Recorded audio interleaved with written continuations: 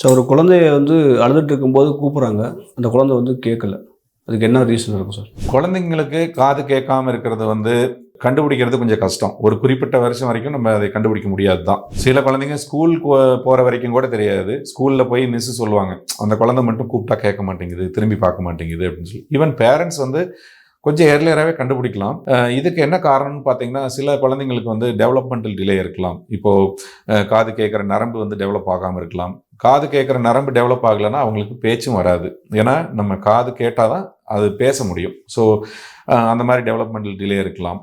அல்லது காதில் வந்து நிறைய இப்போ சில டைமில் ஒரு அந்த எக்ஸ்டர்னல் ஆடிட்டரி கெனால் அப்படிங்கிறது வந்து அது வந்து ஓப்பனாக இருக்கணும். சில குழந்தைங்களுக்கு அது வந்து க்ளோஸ்டாக இருக்கும். அது பிறவியிலேயே வரும். அந்த மாதிரி ஏதாவது இருந்ததுன்னா அதெல்லாம் நம்ம சர்ஜரி பண்ணி அந்த இது ரெடி பண்ணிடலாம். வெளியிலேருந்து வர்ற அந்த சவுண்ட் வேவ்ஸ், ஒலி அலைகள் வந்து அந்த டிம்பானிக் மெம்பரேன் காது ஜவ்வில் போய் விழணும். அந்த ஜவ்வில் விழுறதுக்கு முன்னாடி ஏதாவது அப்ஸ்ட்ரக்ஷன் இருக்கான்னு பார்க்கணும். உதாரணத்துக்கு வேக்ஸ் அடைச்சிருக்கும். சில பேர்த்துக்கு அந்த கெனாலே ஓப்பன் ஆகாமல் இருக்கும் குழந்தைங்களுக்கு. ஸோ இதெல்லாம் இருந்ததுன்னா ஈஸியாக கரெக்ட் பண்ணிடலாம். காது கேட்குற நரம்பில் இருக்கிற ப்ராப்ளம், காது கேட்குற எலும்பில் இருக்கிற ப்ராப்ளம், இதெல்லாம் வந்து நம்ம சர்ஜரி பண்ணி தான் ட்ரீட் பண்ண முடியும். அதுக்கு இப்போ இந்த காக்லியர் இம்ப்ளான்ட்ஸ் அப்படின்னு சொல்லிட்டு பிறவியிலேயே காது கேளாத குழந்தைங்களுக்கு, பிறவியிலேயே பேச்சு வராத குழந்தைங்களுக்கு காக்லியர் இம்ப்ளான்ட்ஸ் பண்ணுறோம்.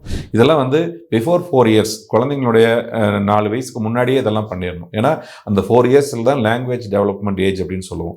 அந்த 4 வருஷத்துக்குள்ளே அந்த குழந்தைகள் வந்து வெளியில் இருக்கிற ஒலிகள் கேட்டால் தான் அது வந்து பேச ஆரம்பிக்கும். இல்லைனா பேசுறது கொஞ்சம் டிலே ஆகும். அதனால் காக்லியர் இம்ப்ளான்ட் அப்படிங்கிற சர்ஜரிலாம் வந்து ரொம்ப அட்வான்ஸ்டு சர்ஜரி. காது கேட்காத முதல்லலாம் நிறைய பேர் வந்து டெஃப் அண்ட் டம் ஊமைகள் இருந்தாங்க. இன்றைக்கெல்லாம் வந்து ரொம்ப அதை குறைஞ்சிட்டு வராங்க.